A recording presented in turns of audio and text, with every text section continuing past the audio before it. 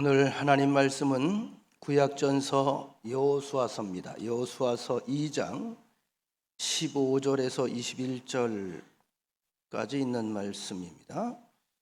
여호수아서 2장 15절에서 21절, 구약전서 322페이지입니다.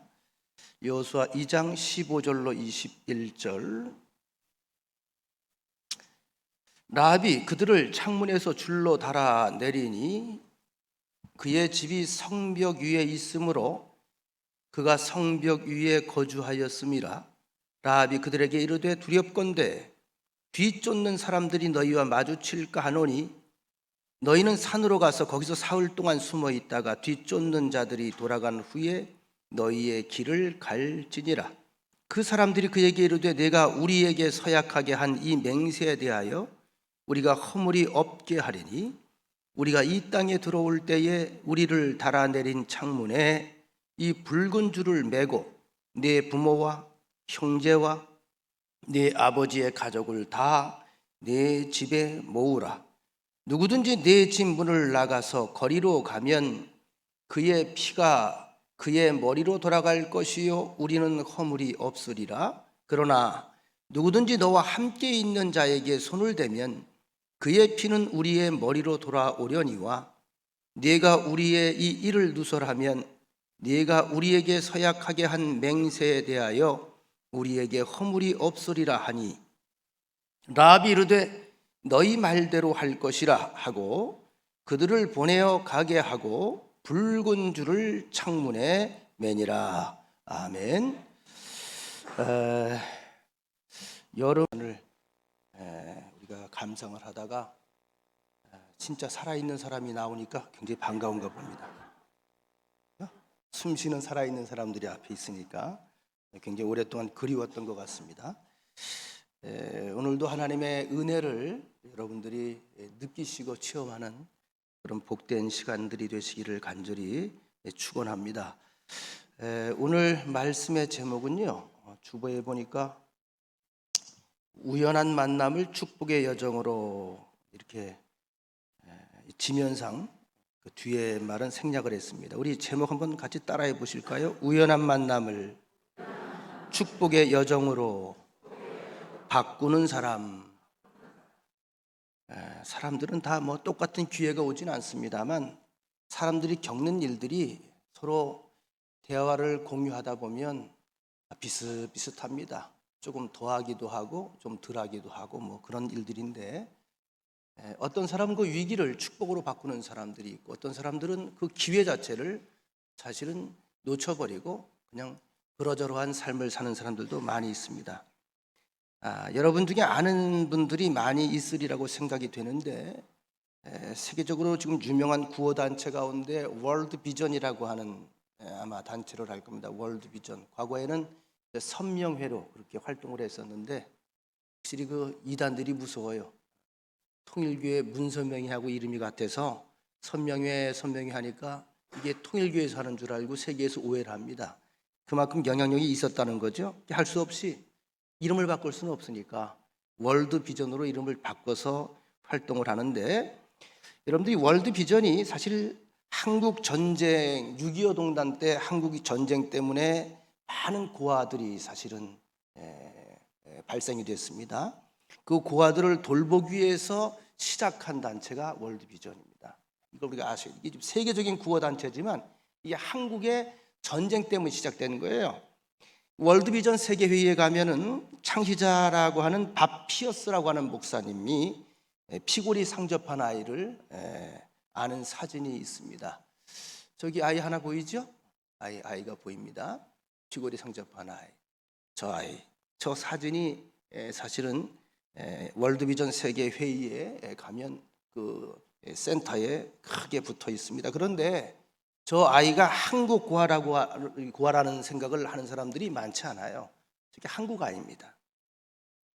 이 바피어스 목사는 72년 전에 6.25 동란 때에 유엔의 종전 기자로 한국에 왔다가 수많은 전쟁의 참상을 사진으로 찍고 취재를 하고 크리스천이었죠.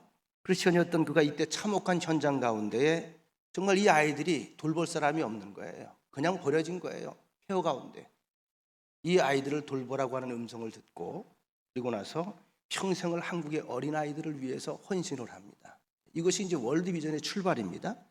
현대 월드비전이 하는 일들이 참 많은데 전 세계의 기아, 가뭄, 전쟁, 또 인권의 사각지대는 월드비전 봉사자들이 꼭 가 있습니다. 거의 자비량이에요, 이 사람들이. 월급 받고 일하는 사람들이 아니고 이 자비량. 자기들이 가서.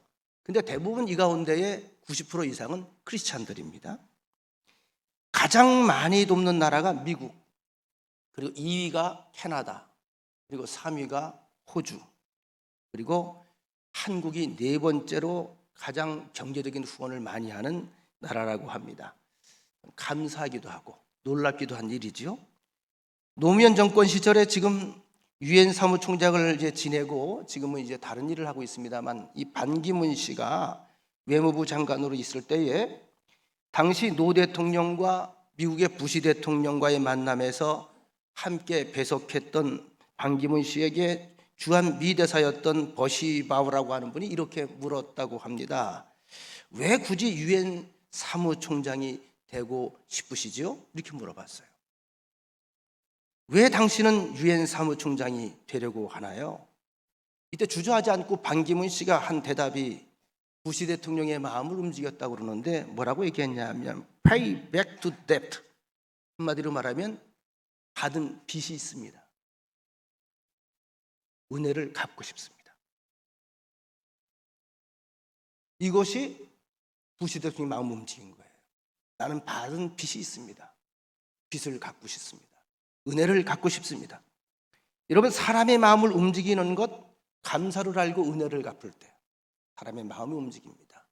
누굴 닮아서일까요? 하나님을 닮아서입니다.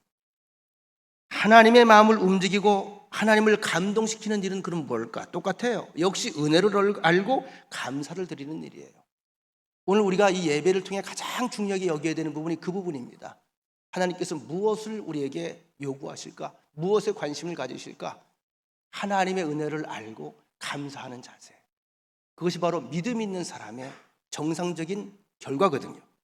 오늘 본문에 보면 인생에서 가장 위대한 일을 경험한 한 여인의 이야기가 소개가 되고 있습니다. 목숨을 건 결단을 요구하는 순간이었고 결코 쉽지 않은 일이었기에 더 감사할 수밖에 없는 그런 일이었을 겁니다. 이 우연한 만남입니다. 정탐꾼들과 이 기생 라합의 만남은 필연적인 만남이 아니고 우연한 만남이에요. 어찌어찌 상황이 그렇게 되다 보니 어찌어찌 글이 들어온 거예요. 히브리서 11장 31절에 보면 믿음으로 기생 라합은 정탐꾼을 평안히 영접하였으므로 순종하지 아니한 자와 함께 멸망하지 아니하였도다. 기생 라합이 유명한 여인이 됐어요. 히브리서 11장은 믿음장 아닙니까? 믿음의 대가들만 소개되고 있는 것이 히브리서 11장인데 여기에 라합의 이름이 딱 올라와 있습니다. 여러분, 신약 사복음서 가운데에 마태, 마가, 누가, 요한복음을 사복음서라고 우리가 이야기하죠. 사복음서 가운데 마태복음은 저자인 마태가 세리였습니다. 전직 세리. 동족들의 세금을 빼앗아서 로마에게 바치는. 그냥 동족들의 입장에서는 매국노고요. 아주 얄민 사람이에요. 얄미운 사람. 동족들의 피를 빨아먹는 사람. 그가 훗날 예수를 만나고 난 이후에 이제 사도가 되어서 이 빚을 좀 갚고 싶었어요. 누구보다 동족에게 대한 빚이 많아요. 동족을 누구보다 자기는 사랑해요. 그래서 자신의 동족인 유대인들에게 예수가 그리스도라고 하는 그 복음을 증거하기 위해서 기록한 말씀이 마태복음입니다.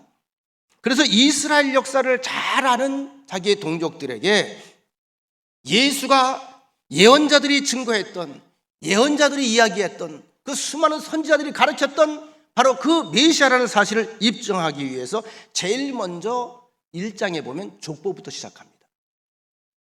즉 아브라함을 비롯한 그 이후에 아브라함 가문의 족보예요.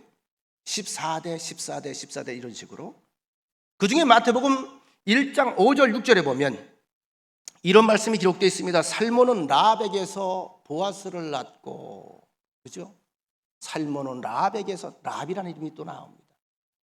살몬은 라합에게서 보아스를 낳고, 그러니까 라합이 살몬과 결혼한 거예요.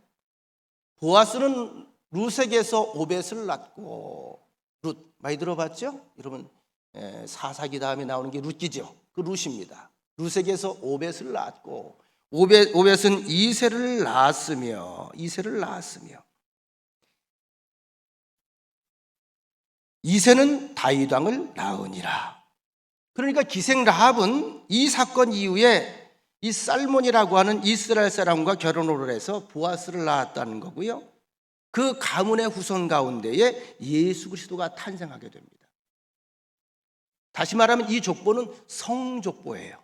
거룩할 성자, 구별된 족보. 자, 오늘 본문을 이해시키기 위해서 여러분 먼저 부연 설명을 좀 해드리겠습니다. 잘 아시는 내용일 수 있습니다만, 출애굽한 이스라엘 백성들이 40년 광야에 훈련의 기간을 지나고 모세가 먼저 하나님 나라에 간 뒤에 여호수아를 필두로 해서 이제 가나안 정복을 본격적으로 시작을 합니다. 요단강을 앞에 두고 있습니다. 그리고 정탐꾼을 먼저 보냅니다. 모든 일이 그러하듯이 어떤 사람에게는 기회가 되기도 하고 어떤 사람에게는 위기가 되기도 합니다. 지금 여리고 성은 사실 비상 상황이에요. 조금만 상상력을 한번 여러분 동원해 보시기 바랍니다. 위에서 다 지켜보고 있어요. 들려오는 얘기가 있어요. 반복해서 계속 들려옵니다. 그들이 가나안으로 들어온다. 출애굽해서 광야에서 가나안이 목적이다. 이 땅이 목적이다. 우리와 싸우러 온다. 200만 명이 넘어요. 바글바글 숫대가 와요. 여리고성은 산 위에 있는 성입니다. 위에서 다 이 과정을 지켜보고 있습니다. 근데 그들을 이끌어내는 그들의 하나님이 어떤 일을 행하셨는지도 다 들었어요. 바로가 두 손 들었다더라. 그 홍해 바다를 건너왔다더라. 사람이 살 수 없는 척박한 그 사막 광야 40년을 견뎌서 거기서 저렇게 살아왔다더라. 과거에 아말렉 군대도 갔다가 아주 초전박살이 났다더라. 소문이 계속. 에이, 설마 그들이 지금 목전에 와 있습니다. 그들이 눈에 보입니다. 아시는 것처럼 여리고성이 문을 단단히 걸어 잠그지요. 초비상 상태예요. 자, 여호수아서 2장 9절로부터 11절 말씀, 오늘 우리가 읽은 말씀입니다. 라합과 기생 라합과 정탐꾼들의 대화 가운데에 기생 라합이 정탐꾼에게 들려주는 이야기입니다. 여호와께서 이 땅을 너희에게 주신 줄 내가 아노라. 벌써 알고 있어요. 이 땅을 너희에게 주신 줄 안다. 우리가 너희를 심히 두려워하고 이 땅 주민들이 다 너희 앞에서 간담이 녹나니. 이는 너희가 애굽에서 나올 때 여호와께서 너희 앞에서 홍해물을 마르게 하신 일, 너희가 요단 저쪽에 있는 아모리 사람의 두 왕 시온과 옥에게 행한 일, 곧 그들을 전멸시킨 일을 우리가 들었음이니라. 우리가 듣자 곧 마음이 녹았고 너희로 말미암아 사람이 정신을 잃었나니 너희 하나님 여호와는 위로는 하늘에서도 아래로는 땅에서도 하나님이 신이라. 이 이방 여인 기생 라합의 입에서 정확하게 하나님께 대한 신앙 고백이 쏟아져 나오는 그런 찰나입니다. 이제 여리고성에서는 몰래 들어온 정탐꾼들을 잡으려고 혈안이 되어 있습니다. 이런 상황에서 기생 라합의 집에 이들이 숨어 들어가는 것을 누군가 본 겁니다. 그래서 고발이 들어가는 거예요. 그리고 군사가 따라 들어옵니다. 목숨이 경각에 달렸어요. 이건 죽은 목숨이에요. 정탐꾼도 죽었지만 기생 라합의 집이 거짓말하면 죽는 거예요. 그 가운데에 또 대화를 이어져 나갑니다. 2장 13절. 나의 부모와 나의 남녀 형제와 그들에게 속한 모든 사람을 살려주어 나의 부모와 나의 남녀 형제와 그들에게 속한 모든 사람을 살려주어 우리 목숨을 죽음에서 건져내라. 자, 여러분, 지금 라합이 살려면 정탐꾼들한테 구걸을 해야 됩니까? 왕에게 충성을 해야 됩니까? 자기 왕에게 충성해야 사는 거예요. 지금 여기서 죽어요, 잘못하면요. 근데 자기의 생명을 어디에 겁니까? 정탐꾼에게 권하는 거예요. 이 라합이라고 하는 여인은 여리고 성에 닥친 위기 가운데서 자신의 가정을 구원하시는 하나님의 손길을 보았고 그것을 구원의 기회로 삼게 됩니다. 이거 자그마한 일이 아니에요. 어마어마한 일입니다. 참으로 재미있는 사실, 구원의 기회가 모든 만민에게 열려 있다는 말은 수없이 들었지만 그러나 아무에게는 아닙니다. 제가 늘 얘기하죠. 누구나 구원받습니다. 그러나 아무나 받는 것이 아닙니다. 누구나 축복을 받을 수 있습니다. 그러나 아무나 받는 것이 아닙니다. 누구나 잘 될 수 있습니다. 그러나 아무나 되는 건 아닙니다. 모든 민족이 구원을 받기까지 쉬지 않고 일하시는 하나님, 누구든지 그를 믿는 자마다 이게 필요한 거죠. 그를 믿는 자마다입니다. 믿는 자마다. 어떤 분이 그런 이야기를 물어보시더라고요. 목사님, 우리나라 정치가 썩었죠? 대답할 수 없죠. 썩은 것도 있고 안 썩은 것도 있는데요. 그 정치인들도 천국 갈 수 있을까요? 이렇게 물어보더라고요. 굉장히 어려운 질문이잖아요. 그래서 제가 어떻게 대답을 해야 되나 참 곤란하죠. 여러분 같으면 어떻게 대답을 하시겠습니까? 정치인이 천국 갈 수 있겠나요? 거짓말과 그죠? 겉멋을 쓰고 아주 난무하는 것. 그렇지 않으면 살아남을 수 없는 것이 이 정치 아니겠습니까? 제게 지혜를 주셔서 이렇게 돌려 말했습니다. 천국 가는 정치를 하면 천국 갑니다. 천국 가는 정치를 하면 되는 거예요. 우리의 삶도 마찬가지예요. 천국 가는 삶을 살아야 돼요. 천국 백성으로서의 생각을 가져야 돼요. 천국 백성으로서 결심을 하고 그 길을 걸어가야 돼요. 믿으시면 아멘. 오늘 본문에서 이 라합에 대해서 기생이라고 그의 직업을 소개를 했어요. 굳이 직업을 얘기하지 않아도 되는데 기생이라고 꼭 꼬집어서 얘기를 했는데 히브리서 11장 31절 그리고 야고보서 2장 25절에도 이 라합을 소개하면서 기생이란 말을 계속 붙여 놓습니다. 보니까 원어로 포르네 그래서 포르네. 그럼 포르노라는 말은 들어보셨죠? 다시 말하면 매춘부라고 하는 말이거든요. 몸 팔아서 생활하는 여인.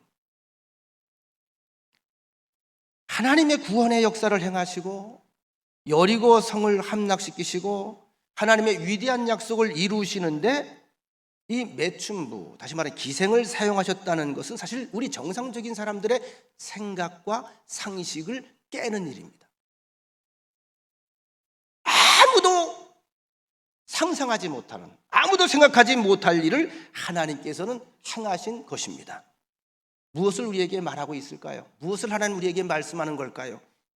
기생 라합을 사용하셨다고 하는 것은 오늘 우리 가운데 누구도 하나님의 구원 사역에서 제외될 사람이 없다는 것을 분명하게 선언하시는 사건입니다.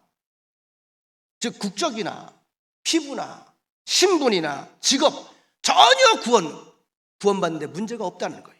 중요한 것은 누구냐? 이게 문제가 아니라 하나님의 말씀과 하나님의 일하심 앞에 어떻게 반응하느냐, 이게 중요한 겁니다. 기생 라합, 여리고성 사람들은 다 들어 알았습니다. 이스라엘에게 행하신 하나님의 행적들을 기생 라합의 귀에 들어갈 정도면 다 안다는 얘기예요. 제가 동문 모임도 하도 나가질 않으니까 어떤 목사님이 그러더라고요. 저를 보고 이수일 목사 보이면 다 응원하는 거예요. 기생 라합이 알면 다 아는 거예요. 다 아는 거예요. 그러면 다 알았는데 이 다 안 사람들이 모두 반응이 똑같았나요? 아니죠. 기생 라합만 특별한 반응을 보인 겁니다. 이 반응 하나가 그와 그 가정을 살린 거예요. 이 우연한 만남 속에 그의 반응, 신앙적 고백. 2011년에 발행된 책 가운데에 저 기둥교회의 고진일 목사님이 쓴 준비된 2인자라고 하는 책이 있습니다. 이 책의 내용은 그동안 1인자였던 모세에게 가리워져 있던 여호수아의 이야기를 이제 재조명한 그런 책이에요. 모세가 1인자였고 여호수아는 그 그림자처럼 그 아주 대단한 그 빛에 가려져 있는 사람이죠. 그래서 그 2인자였던 숨어있던 숨은 보석 2인자 여호수아를 하나님께서 어떻게 간섭을 하셨고 어떻게 만들어 가셨고 어떻게 사용하셨는가, 그걸 아주 재미있게 그렇게 풀이해 놓은 책입니다. 그 책 속에 나오는 예화입니다. 비가 많이 내리는 어느 날 미국 피츠버그의 한 가구점 앞에서 초라한 모습의 할머니 한 분이 길거리에서 서성거리고 있었습니다. 이때 가게 주인이 나와서 할머니를 안으로 모셔 들여갑니다. 할머니는 말하기를 저는 가구를 사려고 하는 것이 아니라 오는 버스를 기다리고 있습니다. 그러니까 나 여기 관심 없다 이거예요. 버스 타려고 왔다 갔다 하는 거니까 여길 들어오라고 할 필요 없다. 이때 주인이 따뜻한 차를 대접하면서 물건은 안 사줘도 괜찮으니까 편안하게 앉아서 차 드시고 기다리세요. 제가 봐드릴게요. 아주 상냥하게 밝은 목소리로 최선을 다해서 그의 마음을, 사랑을 전달해 드리면서 수시로 그 차 번호를 적어가지고 계속 밖에 들어갔다 나갔다 들어갔다 나갔다. 드디어 버스가 오니까 버스를 세워놓고 할머니를 모셔서 버스에 올려드렸습니다. 자, 모르는 할머니에게 친절을 베푼 거죠. 그런데 며칠 후에 편지가 한 통이 왔어요. 보니까 미국에서 알려졌던 대재벌 카네기가 편지를 보냈어요. 카네기. 강철왕 카네기 아시죠? 내용은 이렇습니다. 비 오는 날 제 어머님께 베푼 당신의 친절에 감사드립니다. 우리 회사와 고향 스코틀랜드에 집을 짓는데 필요한 가구를 모두 당신의 손에 맡기겠습니다. 대박 터진 거죠. 대박. 화학 건물을 짓는데 모든 가구를 이 집에 다 맡기는 거예요. 여러분, 외국 속담에 낡은 코트 자락 밑에 천사의 날개가 감추어져 있다는 말이 있습니다. 낡은 코트 자락 밑에 천사의 날개가 감추어져 있다.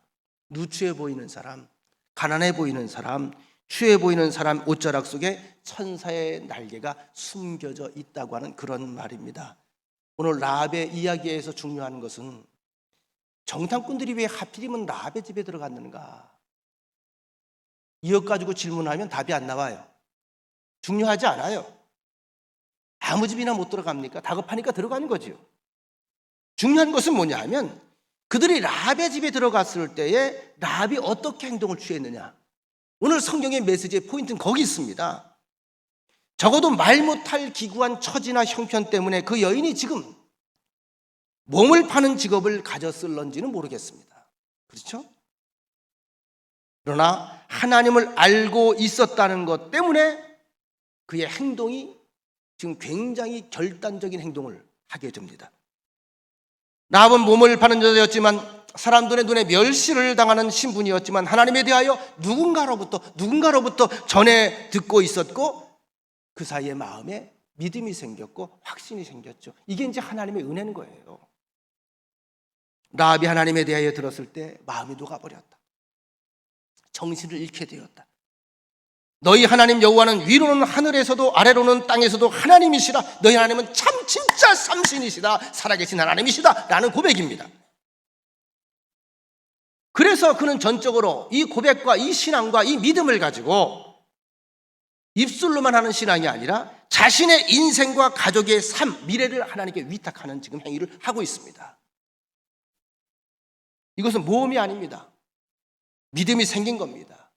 믿음이 생기니까 전적으로 의탁하고 신뢰하는 거예요. 내 온 가정의 미래를 하나님께 맡기겠습니다. 당신의 하나님께 맡기겠습니다. 우연히 만났지만 기생 라합의 입장에서는 이것을 우연으로 받아들인 게 아니에요. 필연으로 본 겁니다. 운명적인 만남입니다. 오 하나님, 이런 일을 제게 보이시나요? 이런 사람들을 만나게 하시나요? 내 생명이 당신들에게 있습니다. 아니, 당신들을 여기까지 이끈 하나님께 있습니다. 이제 그녀의 삶에 아주 중요한 일들이 벌어지기 시작합니다. 여호수아서 2장 18절 정탐꾼들이 이야기합니다. 우리가 이 땅에 들어올 때에 우리를 달아내린 창문에 이 붉은 줄을 메고 내 부모와 형제와 내 아버지의 가족을 다 내 집에 모으라. 여러분 꼭 기억하십시오. 하나님의 구원의 역사는 자신에게서 끝나는 것이 아니라 아주 중요한 위대한 영향력을 발휘합니다. 진정한 신앙은 구원의 역사를 확산시킵니다. 바로 라합에게서 그런 일이 벌어진 겁니다. 비천한 여인이었지만, 내놓을 만한 것이 없는 여인이었지만 이 한 사람의, 이 한 여인의 믿음으로 말미암아 온 가족이 다 영향을 받습니다. 중요한 것은 구원을 이루기 위해서 라합이 즉각적으로 행동에 옮겼다는 사실을 우리가 주목할 필요가 있습니다. 본문의 21절 21절 함께 보겠습니다. 21절 시작. 라비 이르되 너희의 말대로 할 것이라 하고 그들을 보내어 가게 하고 붉은 줄을 창문에 매니라. 자, 구원받은 자의 특징. 지금 정탐꾼이 돌아갔어요. 이제 다시 오려면 적어도 며칠이 걸려요. 그죠? 금방 오겠어요? 가는 시간이 있고 오는 시간이 있는데. 근데 라합이 작정을 하고 난 후에 바로 붉은 줄을 그대로 창에 내립니다. 결단하고 나면 즉각적으로 행동으로 옮겨야 돼요. 이게 가장 큰 지혜입니다. 오늘 여러분들이 말씀을 듣다가 혹시라도 마음에 깨달아지는 것이 있으면 오늘부터 하세요. 오늘부터. 자, 이제 상상해 보십시다. 이 붉은 줄을 내리고 난 후에 라합에게 가장 중요한 일은 무엇이었을까? 매일 붉은 줄이 잘 매달려 있는지 확인하는 일이 아니었을까? 아침에 눈 뜨면 붉은 줄, 그죠? 저녁에 자기 전에 붉은 줄, 자고 눈 뜨면 또 붉은 줄 잘 있나? 왜냐하면 언제 올지 모르는 이스라엘 백성이 혹시라도 못 보면 어떡해요? 못 보면 죽는 거예요. 여러분 아신 것처럼 특별히 이 이후에 벌어지는 일들이 이스라엘이 여리고성을 점령할 때에 매일 이른 새벽에 집합을 해서 제사장을 중심으로 해서 매일 한 바퀴씩 돌잖아요. 조그만 성이 아니니까 아마 걷는 데만 해도 한나절 돌았을 거예요. 한 바퀴 다 돌고 하루 자고 또 한 바퀴 돌아. 6일 동안 매일 이 일을 합니다. 여러분 상상해 보시라는 거예요. 저들이 왜 왔는지 알아요. 지금 왜 저러는지는 모르겠으나 왜 왔는지는 알아요. 근데 매일 그 무리가 돕니다. 한 바퀴씩 돌아요. 얼마나 그 앞에는요 공포의 도가니였을까. 오늘도 그냥 돌아 들어가네. 왜 돌지? 오늘도 그냥 돌아 들어가네. 전체가 잠 못 자고 24시간을 성벽에서 경계를 쓰는 그런 상황이었을 것입니다. 7일째 되는 날 그들이 모든 성을 돌기를 마친 이후에 일제히 환호성을 지르죠. 뭐라고 질렀는지 모르겠어요. 할렐루야, 주여 일하시옵소서, 모르겠습니다. 어쨌든 일제히 호령을 하는데 이 모든 과정을 여리고성 안에서는 문을 굳게 닫은 채 다 이걸 지켜보고 있어요. 긴장과 두려움이 하늘을 찌릅니다. 기생 라합의 모든 관심과 모든 시선은 이때 어디 있을까요? 밖에 있을까요? 줄에 있을까요? 오직 줄에만 있는 거예요. 왜? 이것이 약속의 표징이에요. 구원의 끈이에요. 제가 그래서 상상력을 좀 더 동원해 봤어요. 매일 한 바퀴씩 돌을 때에 기생 라합은 아무것도 하지 않았을까요? 무언가를 했을까요? 무언가 했을 것 같더라고. 이게 설교 준비하면서 가만히 묵상해 보니까 뭐 했을까? 그들 행렬이 지나갈 때마다 흔들었다는 거예요. 그죠? 줄을 흔들어야지. 지나가면서 다 그랬겠죠? 저 집이 빨간 줄이 내려와 있지? 왜 저걸 자꾸 흔들지? 이때 정탐꾼과 여호수아가 얘기하는 거죠. 저 집은 건드리지 말아라. 매일 한 바퀴씩 6일 7일 동안 그때마다 흔들었어요. 열심히 흔들었어요. 여기 우리 집이라고. 우리 집이라고. 이건 전적인 신뢰로 행동에 옮기고 나면 그 삶이 실천되는 겁니다. 여러분 기대가 없는 사람에게는 감격도 없다는 것. 기대 있는 사람에게 감격이 있는 거예요. 기도는 기대입니다. 아시겠어요? 따라합시다. 기도는 기대다. 기도는 기대하면서 하는 게 기도예요. 주여, 내 힘이 모자랍니다. 그 안병건 선교사님한테 그 문자를 잠깐 보냈어요. 힘써 보겠다. 최선을 다해 보겠다. 그 정도는 하지 않겠냐 우리 교회에서. 그랬더니 그렇게 보내셨더라고요. 목사님, 기도는 기대입니다. 기대하겠습니다. 거룩한 부담을 주시더라. 또 하나 우리가 생각할 것이 있습니다. 붉은 줄을 내리는 순간 라합은 사실은 어쩌면 이게 신경 쓰일 수도 있어요. 불편할 수도 있어요. 위험할 수도 있습니다. 왜냐하면 지나가던 사람들이, 함께 살던 여리고 사람들이 이상하다, 저 집에 없던 줄이 생겼지? 사람들의 관심을 자꾸 끌게 되잖아요. 아무 특징이 없던 집에 붉은 줄이 내려지면서 사람들이 주목하게 됐을 것이고 심판의 날이 이르기까지 조심하지 않으면 안 됐을 거예요. 혹시라도 들키는 날엔, 혹시라도 알려지는 날엔 내가 먼저 죽는 거예요. 그런데 그것이 과연 불편함으로 끝나는 일이었는가? 아니지요.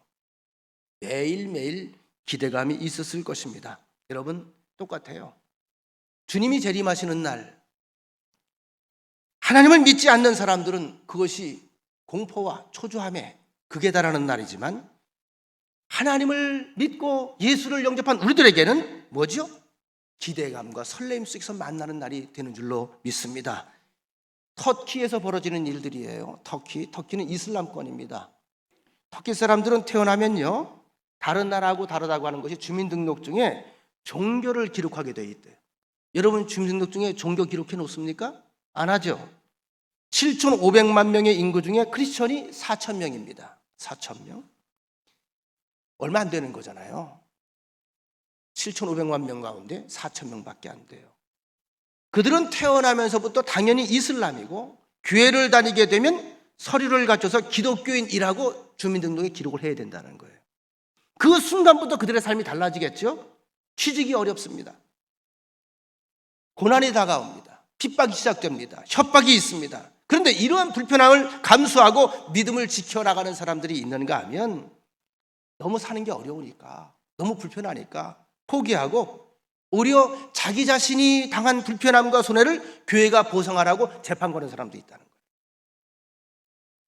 붉은 줄을 내린다고 하는 것을 다시 한번 생각해 볼 필요가 있습니다. 우리가 종종 예수 믿는 것 때문에 교회에서 헌신하고 봉사하는 과정에서도 교인들 간에도 때로는 듣기 싫은 말을 듣는 적이 있어요. 그렇죠? 안 하면 아무 말도 안 나와요. 뭔가 하다 보면 말이 나와요. 여성께서 저에게 몇 분이 물어봐요. 목사님, 우리 교회 언제부터 점심 먹나요?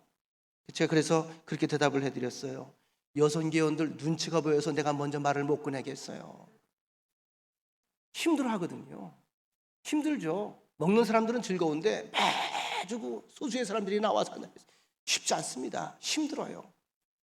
또 하다 보면 저도 다 듣는 귀가 있거든요. 은혜스럽게 항상 합니까? 아니죠. 하여튼 재밌어요. 제가 들어보면 소금을 더 넣어야 된다, 덜 넣어야 된다, 간장 뭐 넣어야 된다, 덜 넣어야 된다, 뭐 이것 때문에 꼭 싸운다는 거야. 괜찮아요. 제가 얘기하잖아요. 짜면 물 타서 먹을게요.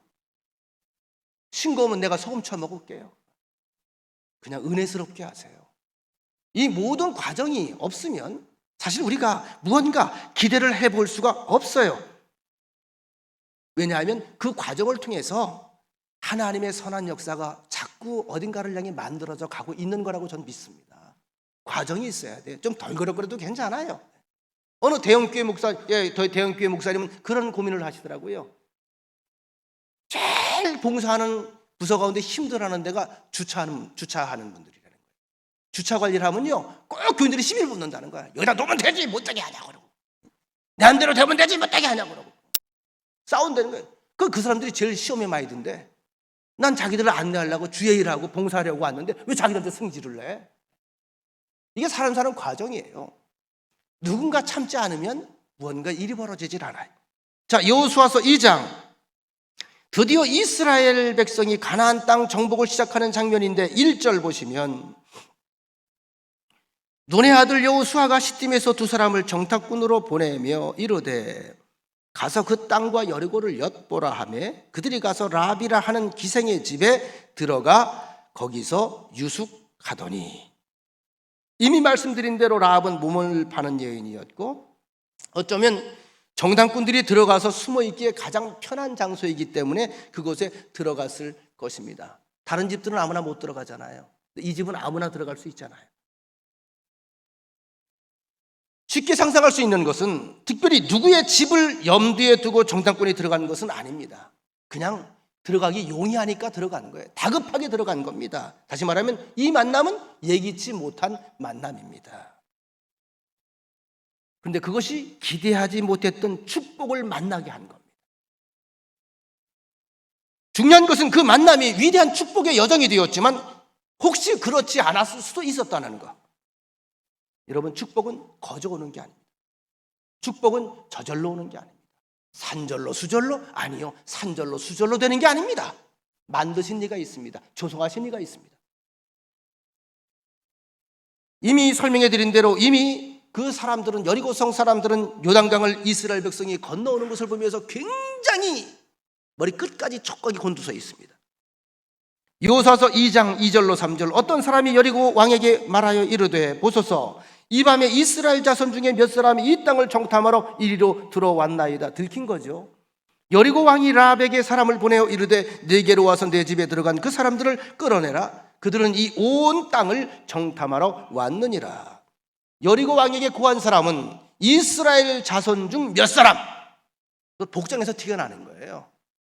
지목해서 말합니다. 이스라엘 자손 가운데 몇 사람이 숨어 들어왔습니다. 정탐하기에 왔습니다. 분명하게 말했습니다. 구체적으로 말했습니다. 그리고 그들이 라합의 집에 들어간 것까지 알아요. 누군가 본 거예요. 이런 상황에서 라합이 이스라엘 정탐꾼을 보호한다는 것은 정말 불가능한 일입니다. 그의 전 생애가 여기 걸려 있어요. 그의 목숨이 여기 걸려 있어요. 어떻게 해요? 보고 따라 들어왔는데. 여러분, 이렇게 기도하면 좋을 것 같아요. 한번 따라해 보실까요?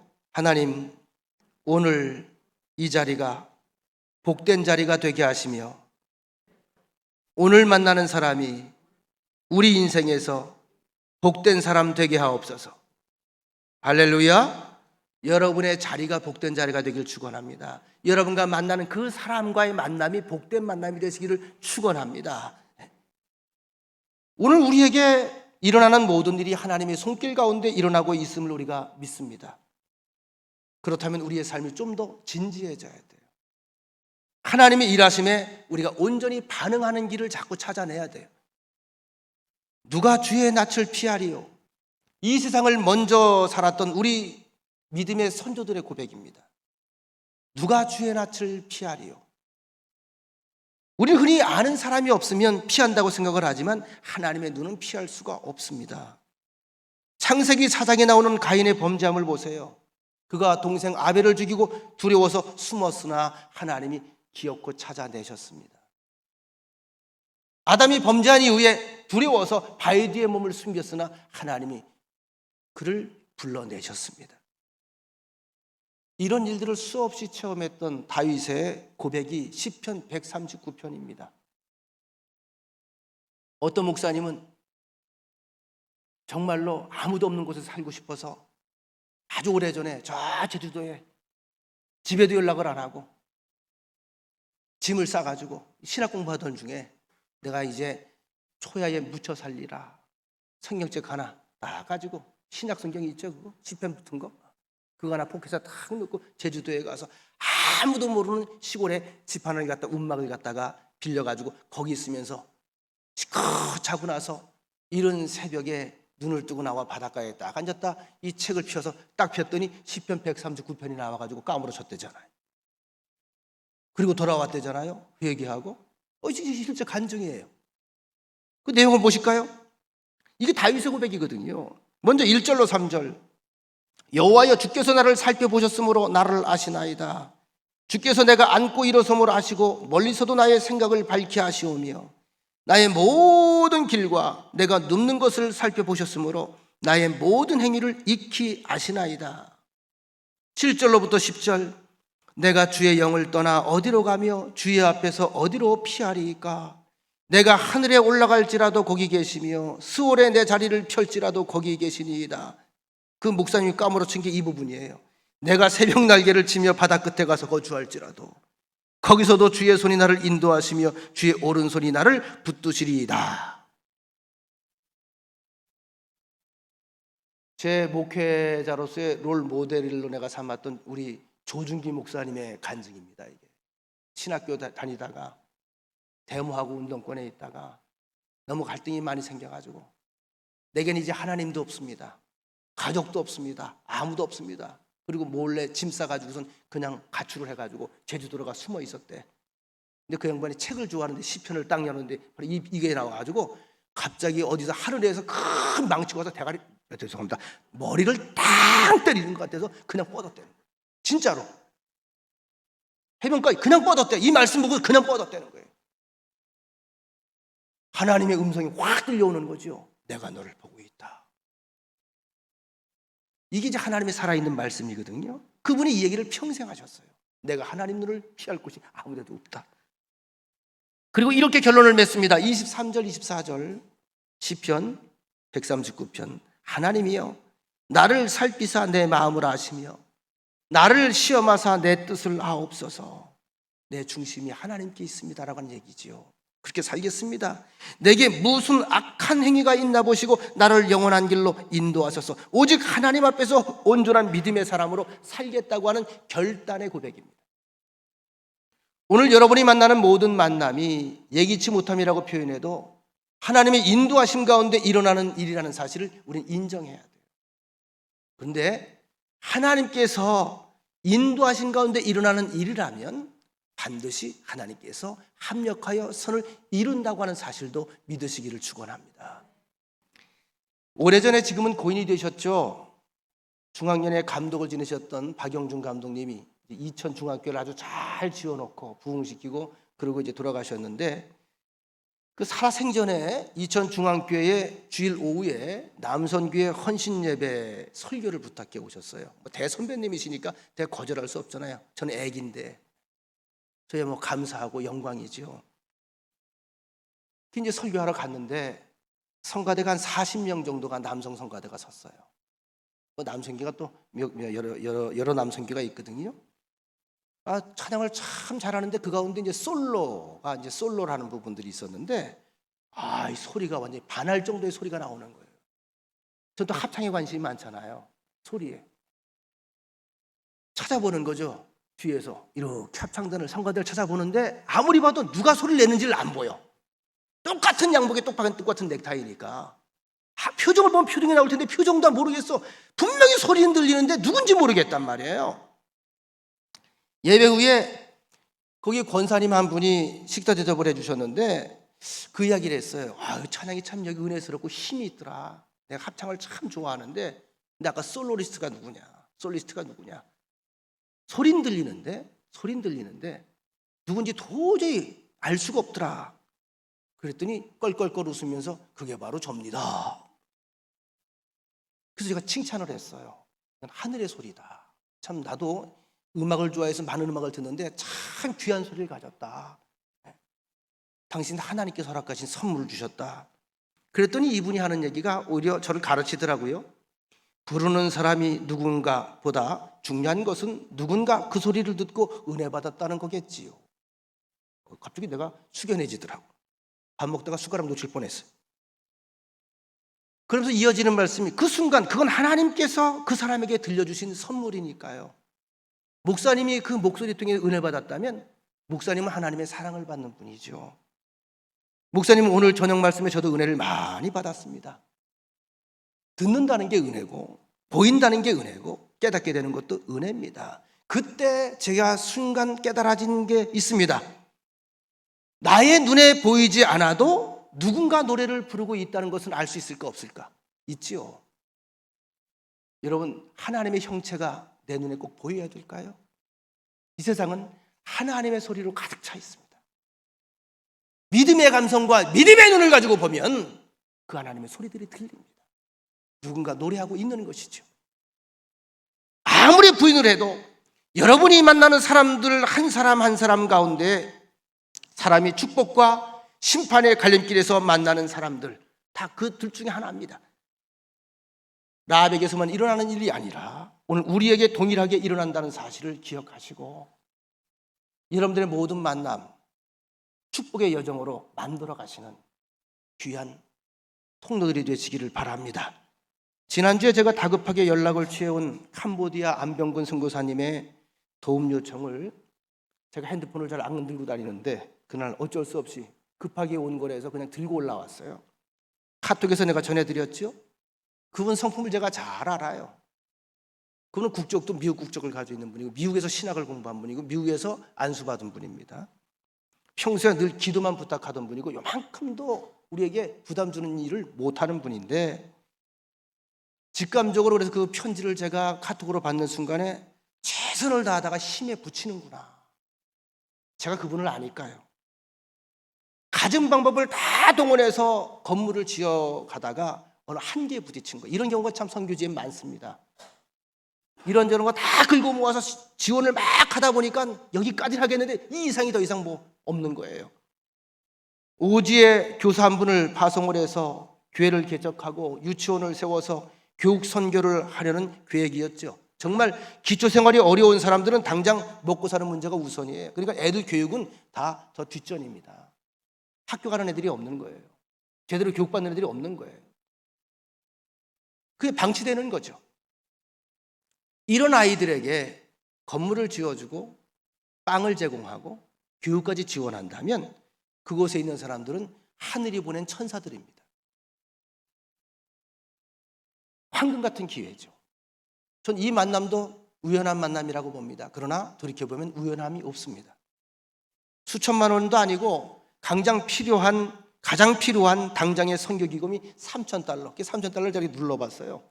근데 달러가 많이 올라갔더라고. 한 390만 원 정도가 되더라고요. 크지 않은 돈이죠. 크다면 크지만 크지 않은 돈이에요. 한 지역을 바꾼다면 이것으로 동남아 오지 한 마을에 교회가 세워집니다. 그곳에서 하나님의 이름으로 예배가 드려집니다. 주민들과 어린아이들이 우리와 동일한 꿈을 꾸기 시작합니다.